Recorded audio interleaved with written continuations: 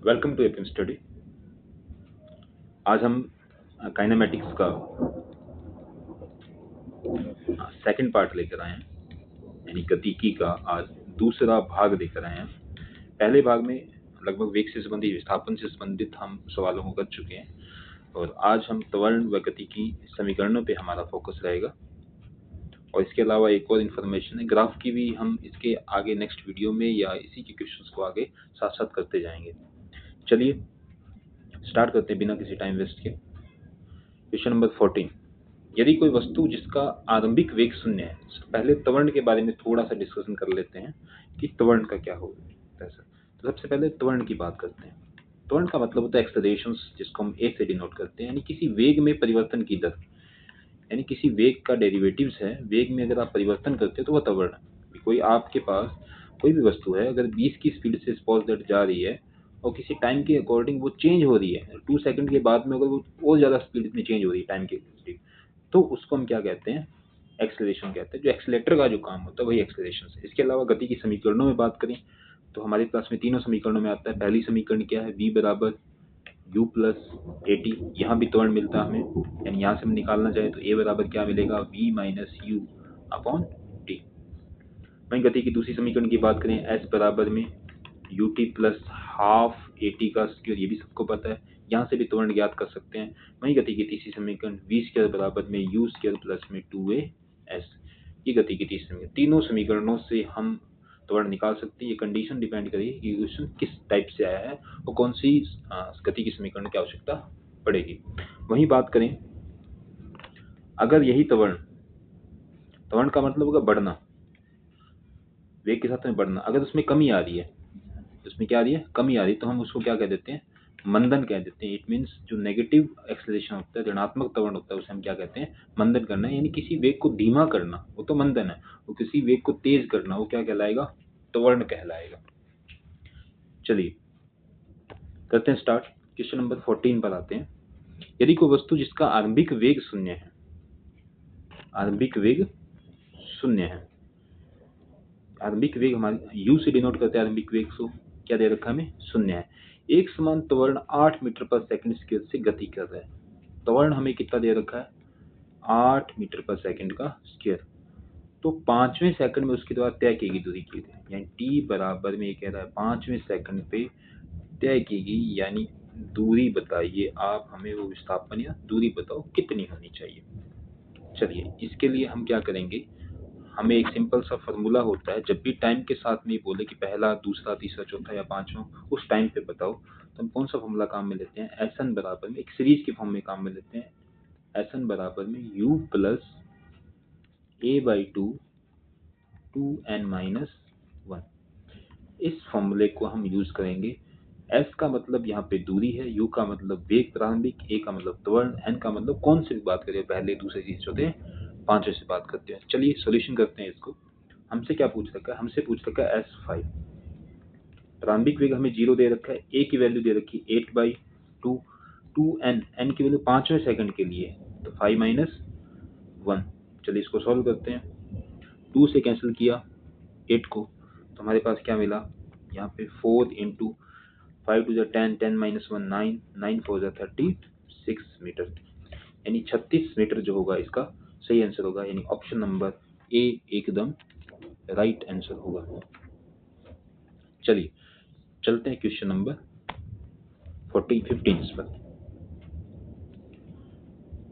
एक वस्तु त्वरण a1 के साथ विश्राम से प्रारंभ करता है, 2 सेकंड के बाद एक अन्य वस्तु b त्वरण a2 के साथ विश्राम से शुरू होती है। यदि वे a की शुरुआत 5वें सेकंड में समान दूरी से करते हैं तो a1 a2 होगा। यानी हमें क्या कह रखा है, हमें ये बोल रखा है कि दो कंडीशंस हैं, एक त्वरण हमारे पास क्या है, a1 है, और एक त्वरण क्या है, a2 है। ये कह रहा है कि जो a1 त्वरण है वो तो 5वें सेकंड तक, ये कह रहा है 2 सेकंड के बाद, 2 सेकंड के बाद, इसका मतलब ये कौन से सेकंड में जाएगा, तीसरे सेकंड में। 2 सेकंड के बाद, एक रेस वाली बात होगी, 2 सेकंड के बाद होगा ना, 5 सेकंड में तो पहुंच गए, 2 सेकंड के बाद में तो कौन सा सेकंड होगा इसका, तीसरा सेकंड हो गया।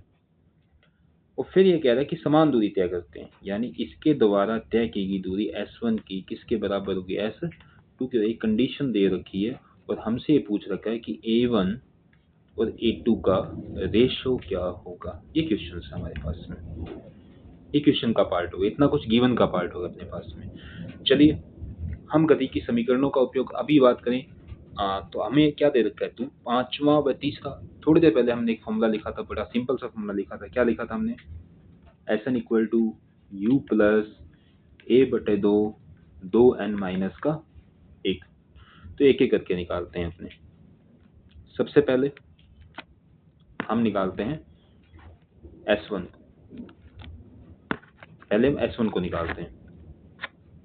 चलिए S1 निकालते हैं। S1 इक्वल टू U, विश्राम से आरंभ करेंगे तो U क्या होगा 0, A/2, A यानी पहला, तो A1 बाई कितना हो जाएगा 2, 2N माइनस 1 यानी 5 इंटू 2 माइनस 1। तो S1 क्या आ जाएगा हमारे पास में, 10 में से 1 गया 9, 9 A1 बाई 2। वही बात करें हम S2 के लिए, S2 क्या आएगा हमारे पास में, वही विश्राम से स्टार्ट करें दोनों के दोनों, A2 by 2 3 into 2 2N minus 1, वही सेम फॉर्मूला यूज करेंगे। तो S2 क्या मिलेगा हमें, 6 में से 1 गया 5 A2 बाई 2। ये हमारे पास में S2 है और ये हमारे पास में S1 है, और हमें दे रखा है कि दोनों बराबर हैं, तो हम भी बराबर कर देते हैं इनको।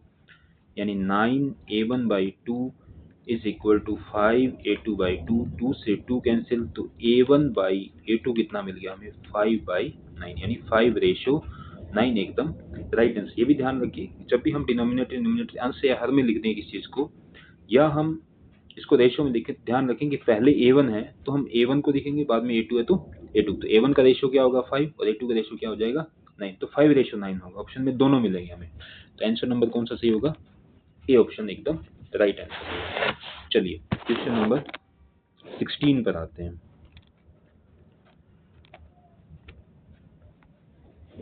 एक कण विश्राम से शुरू होता है, यानी U की वैल्यू कितनी हो जाएगी 0 हो जाएगी, सिंपल सी बात है। अगर वो विश्राम से शुरू हो रहा है, 10 सेकंड में 2 मीटर पर सेकंड स्क्वायर की गति से बढ़ता है और फिर 30 सेकंड तक स्थिर गति से चलता है, फिर रुकने तक 4 मीटर पर सेकंड स्क्वायर की गति से धीमा हो जाता है। इसके द्वारा तय की गई दूरी क्या है। क्या कह रखा है हमें, हमें ये कह रखा है कि कण विश्राम से शुरू होता है, कोई कण है वो विश्राम से शुरू हो रहा है। कण किससे शुरू हो रहा है, विश्राम से शुरू हो रहा है, और 10 सेकंड तक तो किस दूरी से चलेगा 2 मीटर पर सेकंड स्क्वायर तक, और फिर ये कह रहा है कि 30 सेकंड में वो स्थिर गति से तय करेगा, और फिर ये कह रहा है रुकने के बाद वो 4 मीटर की, यानी यहाँ पे 3 कंडीशन, इसको समझिए इस चीज को।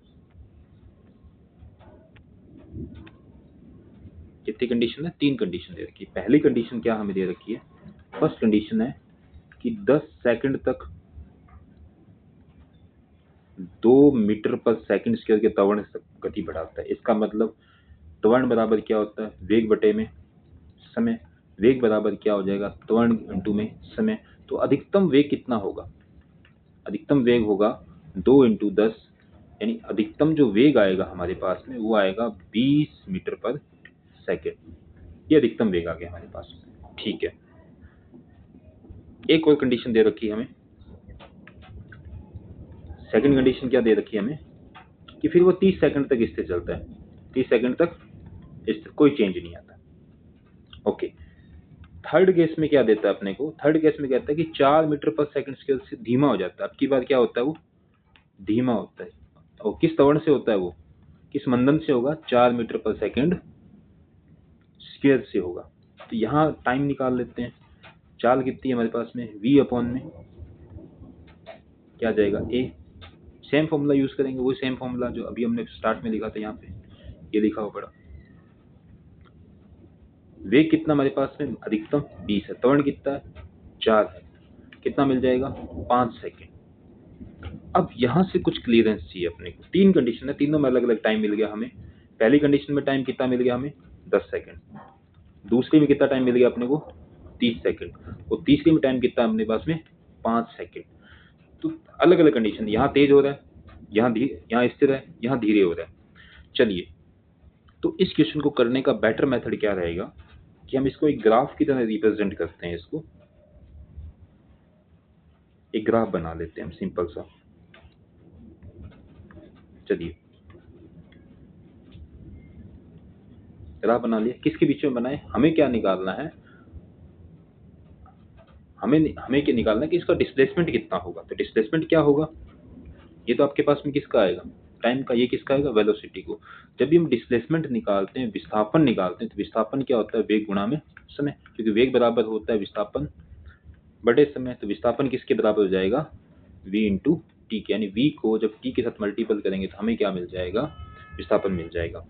चलिए, अब हम इस क्वेश्चन को करते हैं, ज़्यादा लेंथ ही नहीं करते, आपको एक तरीका बता रहे हैं किस तरीके से करना था इस क्वेश्चन को।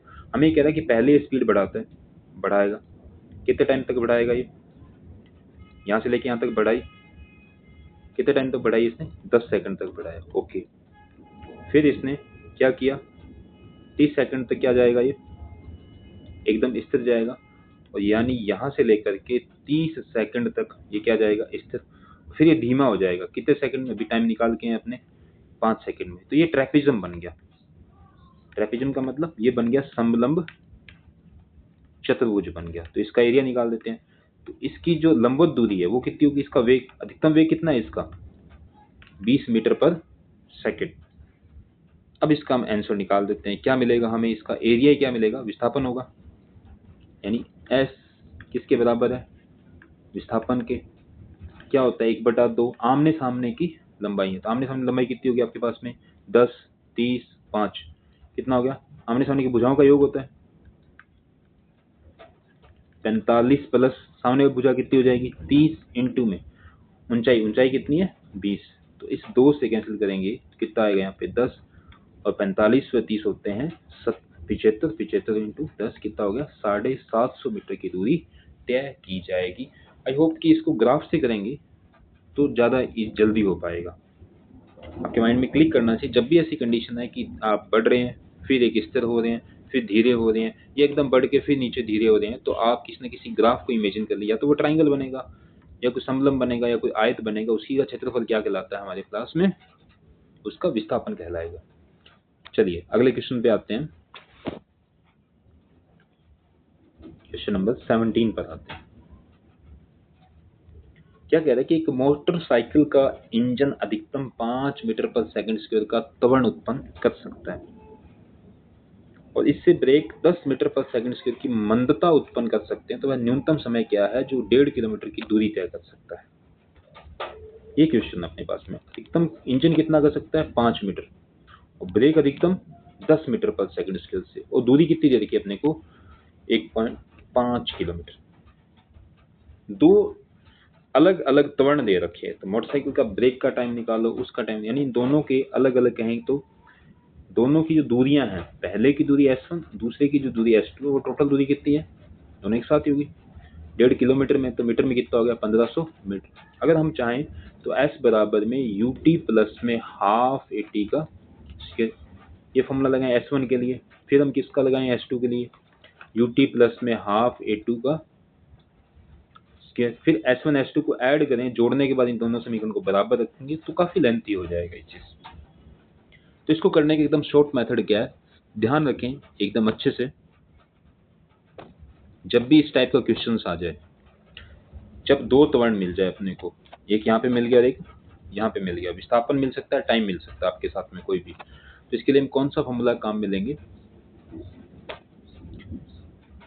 एक ट्रिक समझ लीजिए, फॉर्मूला समझ लीजिए, उसी से बनाया गया। जब 2 की बात, S इक्वल टू T²/2 यानी half alpha into beta upon alpha plus beta. Alpha का मतलब एक वेग, बीटा का मतलब दूसरा वेग, टी टाइम, एस विस्थापन। इस फॉर्मूले से आप विस्थापन, समय व त्वरण निकाल सकते हैं। वेरी इंपॉर्टेंट, इसको नोट कर लें आप अच्छे से। तो अब हम इसमें कैसे एप्लीकेबल है, इसमें एप्लीकेबल करके दिखाते हैं। एस कितना दे रखा हमें? एस हमें कितना दे रखा है? 1500 मीटर। T²/2 टाइम हमें पूछा है, T²/2। Alpha into beta 5 into 10 upon 5 plus 10। कर लेते हैं इसको। 1500 बराबर में T²/2, 5 इंटू 10 50, और ये आया 15। अब इसको 5 से कैंसिल कर देते हैं। कितनी बार जाएगा ये? 3 बार। यहाँ कितना आया? 10। और इस जीरो से ये जीरो भी कैंसिल हो गया। क्रॉस मल्टीप्लाई करेंगे, 15 इंटू 6 कितना होगा? 900 टी स्क्वायर। और टी की वैल्यू आ जाएगी 30 सेकेंड। आई होप सो कुछ 30 सेकंड ही लगेंगे आप इसको सही में, अगर जल्दी से क्वेश्चन को सॉल्व करोगे तो 40 सेकंड भी नहीं लग पाएंगे। तो राइट आंसर कौन सा हो जाएगा? ऑप्शन नंबर ए हो जाएगा हमारे पास। चलिए क्वेश्चन नंबर 18 पर आते हैं। एक्स अक्ष के अनुदिश गति कर रहे एक कण का त्वरण f है। समय t पर f equal to f naught t minus 1 द्वारा किया गया है। तो f और f नॉट क्या है? स्थिरांक है। और t बराबर 0 पे कण का वेग 0 है। t बराबर 0 क्षण f0 पे अंतराल में कण का वेग होगा। नहीं समझ में आया? क्वेश्चन नहीं समझ में आया। क्वेश्चन क्या कह रहा है कि एक्स अक्ष के अनुदिश कोई कण गति कर रहा है, उसका त्वरण दे रखा अपने को f, और समय t के सापेक्ष ये त्वरण मिला हमें। क्या मिल गया? त्वरण मिल गया। कितना मिल गया? f बराबर में f नॉट 1 माइनस का t अपॉन में t। और f नॉट भी ये कह रहा है कांस्टेंट है, और t भी क्या है? कांस्टेंट। टाइम नहीं, यहाँ पे कांस्टेंट, टाइम को t छोटे डी से डिनोट किया है। और ये कह रहा है कि t इक्वल टू 0 पर कण का वेग क्या है? 0। अगर वेग 0 है तो त्वरण भी क्या होगा? फिर 0 होगा। तो हम इसको सोल्व करेंगे तो 0 बराबर में f not 1 minus T upon में t। तो t किसके बराबर आ जाएगा? ठीक है, f नॉट तो 0 हो गया। t किसके बराबर आ जाएगा? t के बराबर आ जाएगा। यही मिला अपने पास में।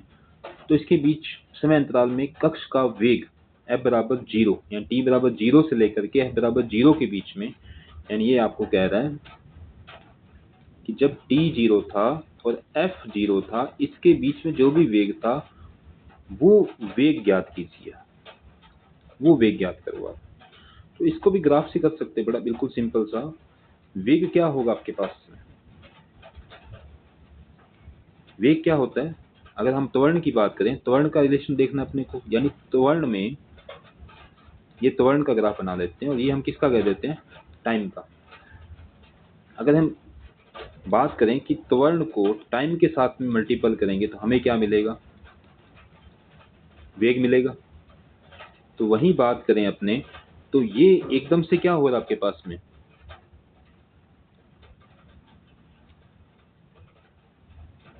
अगर यहाँ बात करें अपने ग्राफ की बात करें तो ये किसका आ गया? ये त्वरण। और ये टाइम क्या आ गया आपके पास में? टी आ गया। अगर दोनों को मल्टीपल करेंगे क्या मिलेगा? वेग मिलेगा। टाइम कितना हमारे पास में? टोटल टाइम तो कितना है? टी है। वो कण का वेग एक टाइम पे अधिकतम आता है। कितना आता है आपके पास में? त्वरण कितना आता है? एफ आता है। कितने पे आता है? एफ आता है। एक टाइम पे 0, वापस भी क्या हो जाता है? ये 0 0 हो जाता है। तो अधिकतम कितना आपके पास में? एफ है। तो सिंपल सा फॉर्मूला निकालेंगे अपने। एफ बराबर में ट्राइंगल बन गया 1/2 बेस। बेस कितना है? टी। हाइट कितनी हमारे पास में? F not. तो आंसर क्या आ जाएगा?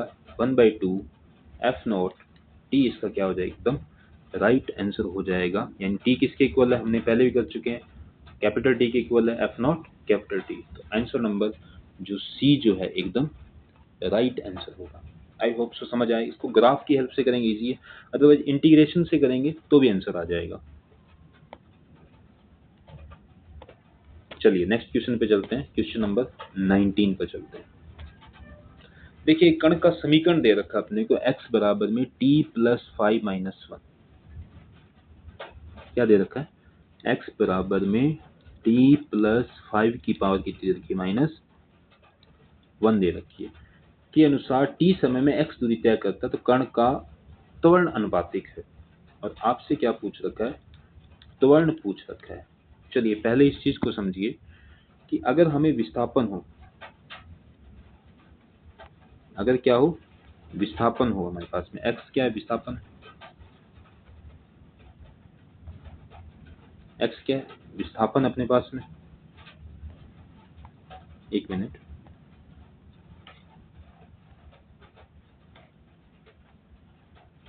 x विस्थापन है। विस्थापन में परिवर्तन की दर क्या आएगा? वेग। और वेग में परिवर्तन की दर क्या आएगा? त्वरण। अब परिवर्तन की दर कैसे होगी? अगर विस्थापन में dx अपॉन dt करूंगा क्या मिलेगा? वेग। वहीं इसका डेरिवेटिव अवकलन करूंगा तो मुझे क्या मिलेगा? त्वरण मिलेगा।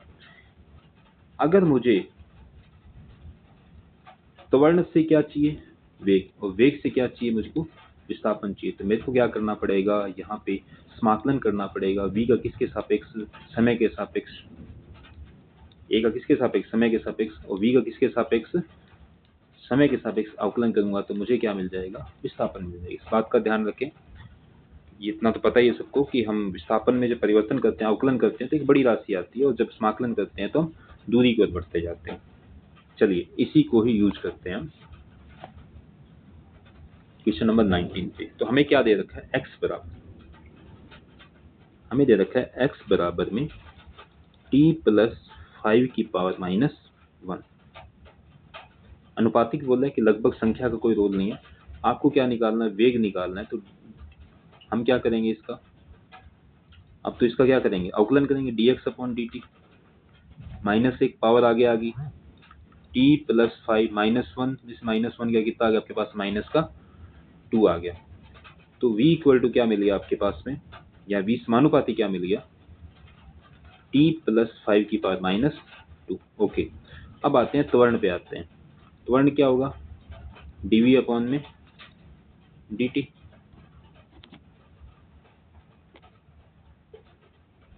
dv अपॉन dt, तो माइनस का 2 आगे आएगा तो t प्लस 5 एक पावर कम होगी, कितना हो जाएगा? माइनस का 3। तो त्वरण किसके समानुपाती आ गया? त्वरण समानुपाती आ गया t प्लस 5 की पावर माइनस 3 के आ गया। आई होप यहाँ तक समझ में आ गई होगी बात। हमारे पास वेग आ गया, हमारे पास त्वरण आ गया। हमें वेग व त्वरण या वेग व दूरी के बीच में संबंध पूछा, तो इसको कैसे करेंगे सिंप्लीफाई? तो हमें जो दे रखा है तो v समानुपाती किसकी है? t प्लस 5 की घात माइनस 2। दोनों तरफ अगर मैं अंडररूट कर दूंगा यानी पावर 1/2 कर दूंगा तो मेरे को यहाँ पे क्या मिलेगा? t की पावर प्लस 5 की पावर माइनस 1। अगर मैं इसकी क्यूब करूं, क्या करूं मैं? क्यों क्यूब करूं? क्योंकि मुझे त्वरण में दिखाई दे रहा है। तो इसकी क्यूब करूंगा तो ये क्या मिलेगा? v 3/2 समानुपाती t प्लस 5 की पावर 3। अब ये और ये त्वरण यानी t की पावर 5 माइनस 3 क्या है? पावर सेम है त्वरण की। तो हम इसको लिख सकते हैं v की पावर 3/2 यानी वेग की पावर घात 3/2 त्वरण के बराबर होगी। तो त्वरण किसके बराबर होगा? वेग की घात 3/2 के बराबर होगा। ऑप्शन नंबर ए एकदम राइट। चलिए क्वेश्चन नंबर 20 की ओर बढ़ते हैं। एक सीधी रेखा के कण की गति की समीकरण देखिए। x बराबर में 8 प्लस में 12 माइनस टी की क्यूब। x मीटर में है तो t सेकंड में कण का वेग शून्य हो जाता है, उसकी मंदता क्या होगी? हमने शुरू में ही बात की थी, मंदता का मतलब त्वरण ही होता है, किसी धीमे हो जाना, उसी को अपने क्या बोलते हैं? मंदता दे देते हैं। हमें क्या कह रखा है? हमें दे रखा है x बराबर में 8 प्लस में 12 t माइनस टी की क्यूब। हमें मंदता त्वरण निकालनी है, तो पहले हमें क्या निकालना पड़ेगा? वेग निकालना पड़ेगा। तो पहले हम वेग निकालते हैं। वेग किसके बराबर होगा? dx upon dt। इसका अवकलन करेंगे। 8 का 0, 12t का 12 माइनस पावर आगे आ जाएगी 3t का स्क्वायर।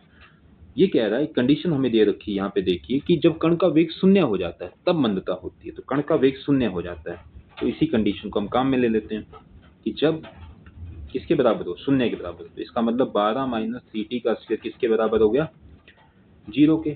3t का स्क्वायर किसके बराबर हुआ? 12, और t स्क्वायर बराबर में क्या आ गया? 4। तो t की वैल्यू कितनी आ गई? 2, यानी t बराबर 2 सेकंड पे आप उसकी मंदता आएगी। चलिए अब मंदता निकालते हैं उसकी। मंदता मतलब उसका त्वरण ही होगा, धीमे कहते हैं।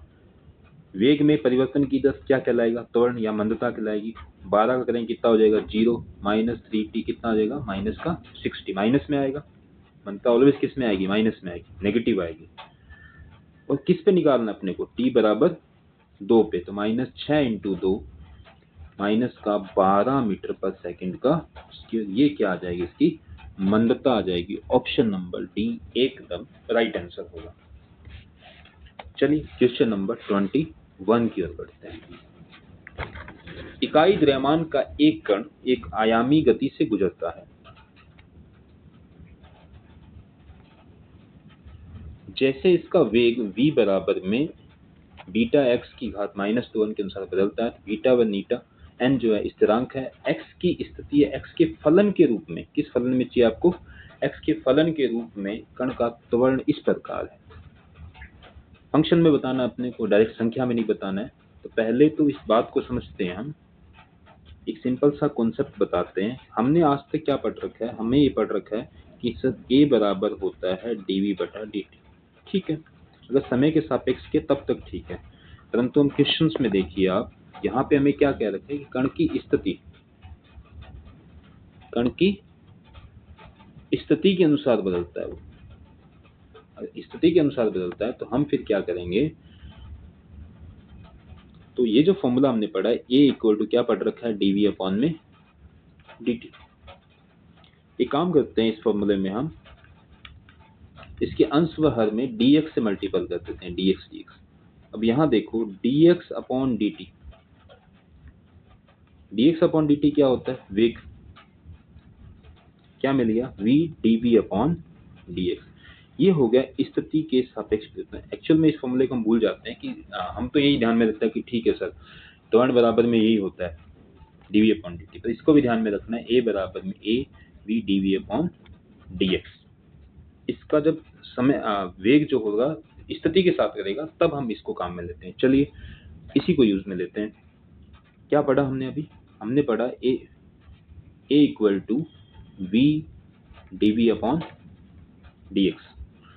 हमें त्वरण ही निकालना है, बिल्कुल निकालते हैं। a is equal to v हमें दे रखा है बीटा x की power 2n d upon dx, यानी दूरी या विस्थापन के सापेक्ष परिवर्तन या स्थिति के सापेक्ष परिवर्तन। इसका अवकलन करेंगे बीटा x की घात -2n। चलिए करते हैं। बीटा x की घात 2n, पावर आगे आ जाएगी 2n, बीटा x -2n में से एक क्या हो जाएगा? कम हो जाएगा। अवकलन कर रहे हैं हम, बीटा को बीटा से मल्टीपल करेंगे, कितना आ जाएगा? 2 स्क्वायर। यहाँ पे कितना आएगा आपके पास में? 2n माइनस का, फिर x की पावर -2n इंटू में x की पावर -2n -1। बेस सेम है तो पावर क्या हो जाएगी? -1 है, यहाँ पे ऐड हो जाएगी। तो फिर इसका फाइनल आंसर क्या आ जाएगा? माइनस का 2n बीटा स्क्वायर x की पावर -2n कितना होगा? माइनस का 4n -1। तो ऑप्शन नंबर कौन सा सही होगा ये आप बताइए आप मुझे। ऑप्शन नंबर इसमें से डी आंसर एकदम सही होगा, ये मैच कर रहा है। चलिए क्वेश्चन नंबर 22 पे आते हैं, गति की समीकरणों पे आते हैं।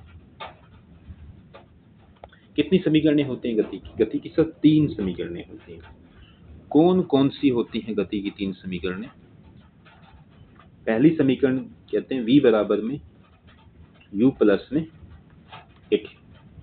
दूसरी समीकरण s बराबर में ut प्लस में हाफ at का। इसके गति की तीसरी समीकरण v स्क्वायर बराबर में u स्क्वायर प्लस में 2a। अब डिफरेंट केसेस पे डिफरेंट समीकरण को हम काम में लेते हैं। जैसे g की बात करें तो g अगर डाउन साइड जा रहा है तो पॉजिटिव लेंगे त्वरण, अगर g ऊपर की ओर जाए तो g हम क्या ले लेते हैं? नेगेटिव ले। सिंबल उसके अकॉर्डिंग, क्वेश्चन की कंडीशन के अकॉर्डिंग हम चेंज करते रहते हैं। चलिए अब आते हैं इस क्वेश्चन पे। हम क्या कह रखा है? एक कण को ऊर्ध्वाधर ऊपर की ओर फेंका जाता है। कण था, हमने ऊपर फेंक दिया, ठीक है। आधी ऊंचाई पर, यानी कण को जब आपने इसे फेंका तो इसकी आधी ऊंचाई पर कण का वेग 10 मीटर पर सेकंड है, तो इसके द्वारा अधिकतम ऊंचाई कितनी होगी? यानी इसके द्वारा ये जो ऊंचाई है ये कितनी तय की? आधी तय की। टोटल कितनी आपके पास में? h। ये कितनी तय की? h/2। ये कितनी तय की? चलिए इसी की ही बात करते हैं। कौन सी समीकरण काम में लेंगे? हमारे पास क्या कुछ दे रखा है? हमारे पास वेग दे रखा है। हमें क्या दे रखा है? वेग दे रखा है। वेग कितना दे रखा है? 10 मीटर पर सेकंड। जी त्वरण दे रखा है 10 मीटर पर सेकंड का स्क्वायर, और ऊंचाई हमें क्या निकालनी है? h/2। तो गति की समीकरण होती है तीसरी समीकरण v स्क्वायर बराबर क्या होती है u स्क्वायर प्लस में 2as। इसी को काम में लेंगे, इसी को अच्छे से लिखते हैं v स्क्वायर। प्रारंभिक वेग तो क्या 0 है, 2a एक ही जगह क्या काम में ले रहे हैं त्वरण g, और s क्या हमारे पास में h/2। तो आंसर निकाल लेते हैं। v का स्क्वायर, v कितना दे रखा हमें 10, 10 का स्क्वायर 100, 2 g की वैल्यू 10 अपॉन h/2, 2 से 2 कैंसिल, 0 से 0 कैंसिल, h की वैल्यू कितनी आ गई 10 मीटर, यानी इसकी अधिकतम ऊंचाई कितनी होगी 10 मीटर होगी। h की वैल्यू क्या हो जाएगी 10 मीटर। ऑप्शन नंबर सी एकदम राइट आंसर हो जाएगा हमारे पास। चलिए क्वेश्चन नंबर 23 पे आते हैं। यदि एक गेंद को U को लंबवत ऊपर की ओर फेंकी जाती है तो उसके चढ़ने पर अंतिम t सेकंड में तय की गई दूरी कितनी होगी। आपसे पूछा है कि कौन सी गति की समीकरण है, लंबवत ऊपर की ओर फेंकी है, ऐसी कोई वस्तु सी लंबवत ऊपर की ओर फेंकी है। ये पूछे ये जो दूरी है ये कितनी होगी आपके पास, ये दूरी कितनी होगी। तो जब लंबवत ऊपर की ओर फेंकी है तो u जो प्रारंभिक वेग वो तो क्या रहेगा आपके पास में 0 रहेगा। तो s बराबर में टाइम भी है t सेकंड के बाद, फॉर्मूला क्या होता है ut प्लस में हाफ at का स्क्वायर, ऊपर फेंके तो क्या हो जाएगा gt का स्क्वायर। तो s बराबर में u 0 है, क्या मिलेगा आपके पास में हाफ gt का स्क्वायर, यानी इससे हमारी हम दूरी ज्ञात कर लेंगे। अब आगे भी आप ध्यान में रखोगे कि जब भी हम डिस्टेंस का फॉर्मूला काम मिलेंगे तो यही काम मिलेंगे 1/2 हाफ gt का स्क्वायर। ऊंचाई के लिए हम इसी को ही काम में लिया जाता है। चलिए क्वेश्चन नंबर 24 पे आते हैं। दो वस्तु A द्रव्यमान 1 किग्रा और B द्रव्यमान 3 किग्रा को क्रमशः 16 मीटर और 25 मीटर की ऊंचाई से गिराया जाता है। तो उनके जमीन पर पहुंचने के लिए समय का अनुपात है, ये पूछा आपसे 16 मीटर और 25 मीटर से जमीन पे गिरा, क्या बोला समय का अनुपात पूछा आपसे। तो पहले बात तो एकदम क्लियर होगी कि जब भी कोई चीज ऊपर से नीचे गिर जाती है द्रव्यमान का तो कोई काम ही नहीं है, द्रव्यमान पे तो जी निर्भर ही नहीं करता, त्वरण निर्भर ही नहीं करता, तो इसका कोई काम नहीं है। हमें ये चीज देखनी है एक कितना दे रखा है 16 मीटर रहेगा 25 मीटर, अनुपात पूछा। चलिए अब इसका बेसिक समझते हैं कैसे। अभी हम पढ़ के आए कि ऊंचाई की बात करें, विस्थापन की बात करें, तो विस्थापन यहाँ पे क्या ऊंचाई है, h बराबर में क्या होगा 1/2 gt का स्क्वायर। अभी लास्ट क्वेश्चन में करके हैं, g कांस्टेंट है, t स्क्वायर भी 1/2 भी कांस्टेंट है, यानी t स्क्वायर किसके बराबर है h के, यानी h किसके समानुपाती हो गया, या सॉरी अंडरूट h किसके समानुपाती हो गया t के, यानी आप कह सकते हैं कि t समानुपाती होता है अंडरूट h की उसकी ऊंचाइयों के समानुपाती होता है। तो वहीं यहाँ बात करें, हमें दे रखा है दो समय का अनुपात, एक हमें क्या निकालना है t1, एक हमें क्या चाहिए t2। तो अंडरूट h पहले के लिए कितना हो जाएगा 16, दूसरे का अंडरूट कितना हो जाएगा 25, उनकी ऊंचाइयों का अनुपात का अंडरूट 16 कितना हो जाएगा 4 और 25 का अंडरूट होगा 5, यानी 4:5 एकदम सही आंसर होगा। ध्यान रखें इस रेशियो को भी, क्योंकि टी जो होता है कई बार रेशियो में पूछ लेते हैं रेशियो क्या होगा स्क्वायर क्या होगा, तो दोनों बेसिस पे आ सकता है। कई बार टाइम दे देगा तो स्क्वायर की फॉर्म में आ जाएगी वो चीज़, और कई बार आपसे अभी जैसे क्वेश्चन में क्या दे रखा है अपने को विस्थापन दे रखा है तो टाइम निकालना है। द्रव्यमान का यहाँ कोई काम में नहीं है, द्रव्यमान पे तो निर्भर ही नहीं करती ये चीज़ें, ये कंफ्यूज करने के लिए दिया था। चलिए क्वेश्चन नंबर 25 पे आते हैं। एक कण द्वारा 25 पर आते हैं। एक कण द्वारा विश्राम से प्रारंभ करके 4/3 मीटर पर सेकंड स्क्वायर के त्वरण से तीसरे सेकंड में तय की गई दूरी होगी।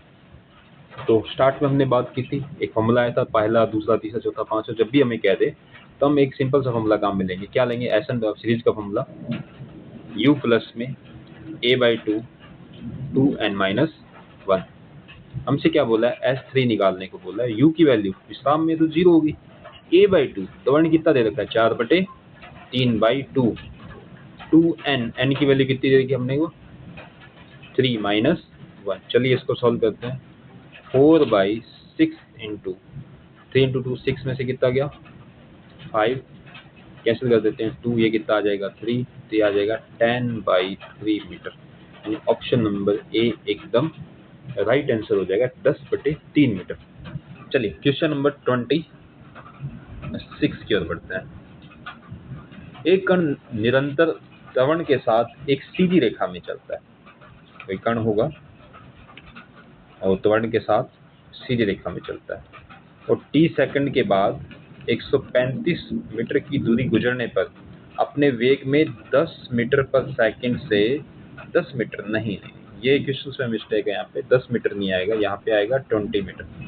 कुछ ही 20 से करके देख लेते हैं। 10 से कितना हो जाएगा, 20 मीटर पर सेकंड बदल लेता है। तो t का मान ज्ञात करें।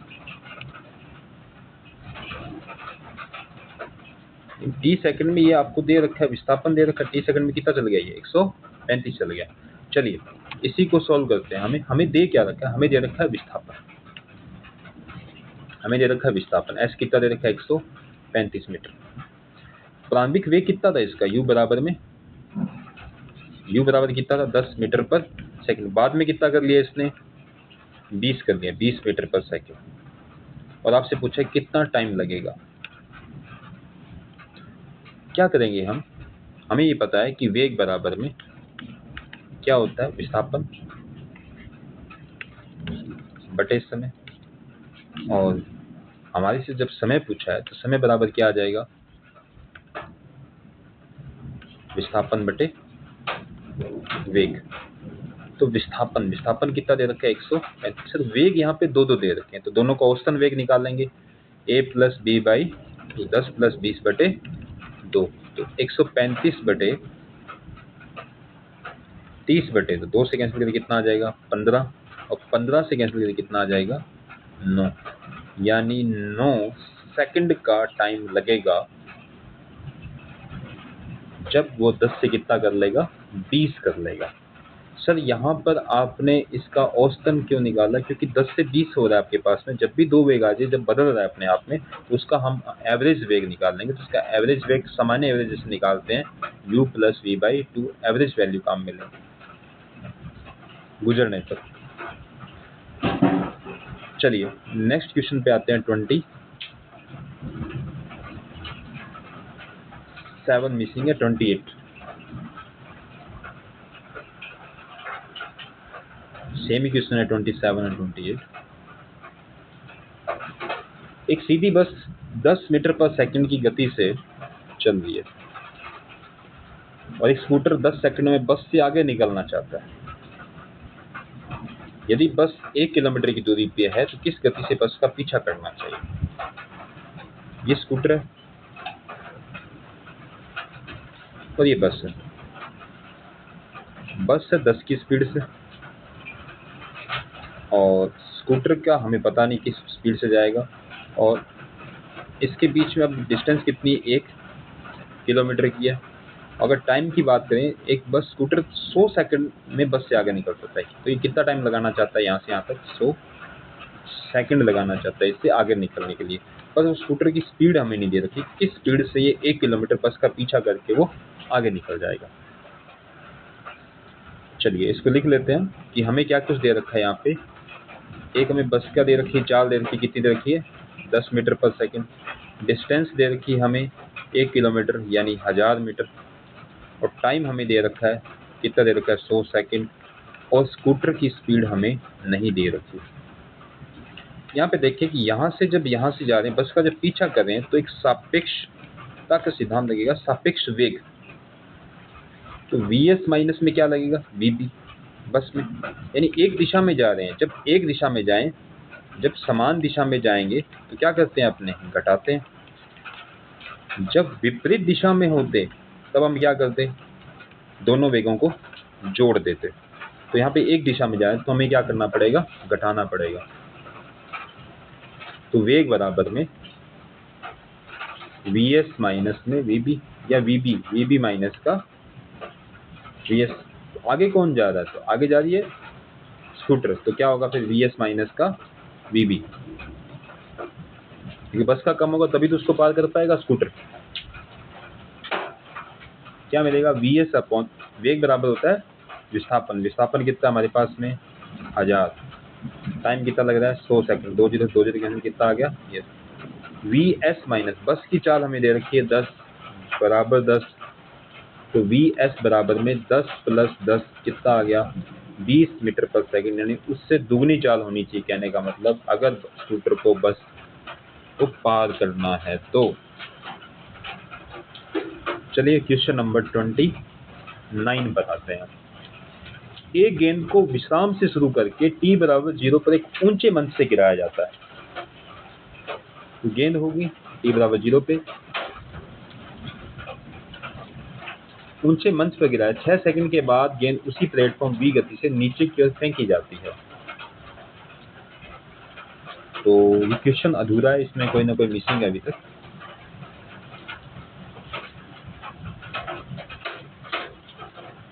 चलिए नेक्स्ट क्वेश्चन पे चलते हैं। क्वेश्चन आधा अभी तक इसमें पूछा, पता नहीं चल रहा अभी क्या पूछा है अभी तक इसमें।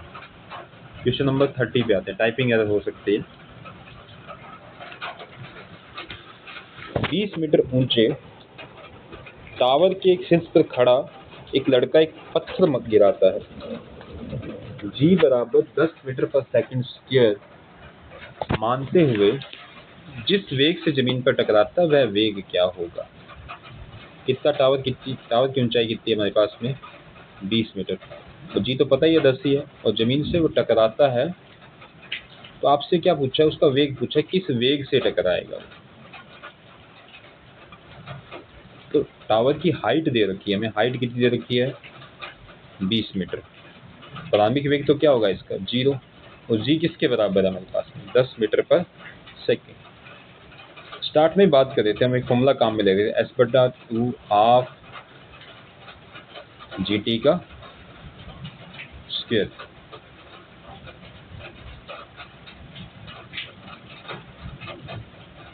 तो यहाँ तो अपने पास में h हाइट भी है, टाइम, अगर टाइम निकालना हो तो हम इस फॉर्मूले को काम में लेते हैं।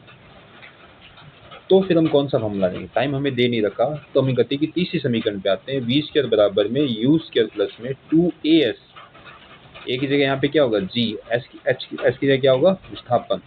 तो v का स्क्वायर, u की वैल्यू 0, g की वैल्यू 10, h की वैल्यू 20, तो v स्क्वायर बराबर में 400, तो v इक्वल टू 400 का अंडर रूट कितना हो जाएगा 20, यानी इसकी वेग कितना हो जाएगा 20 मीटर पर सेकंड वेग से वो सीधा जमीन पे टकराएगा, इस वेग से आएगा। चलिए क्वेश्चन नंबर 31 पर आते हैं। एक पत्थर गुरुत्वाकर्षण के तहत पहले 5 सेकंड, अगले 5 सेकंड व अगले 5 सेकंड में h1 h2 h3 दूरी तय करता है। तो h1 h3 के बीच संबंध है।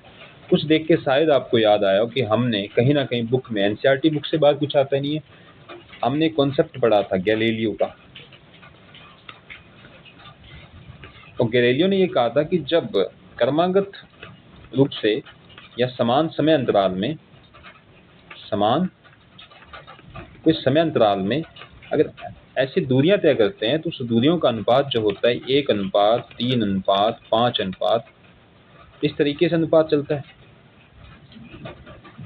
और निकालने का तरीका भी बताया था उन्होंने कि आप h स्क्वायर माइनस का h1 का स्क्वायर कीजिए, t3 स्क्वायर माइनस का t2 का स्क्वायर कीजिए, t4 स्क्वायर माइनस में t3 का स्क्वायर कीजिए।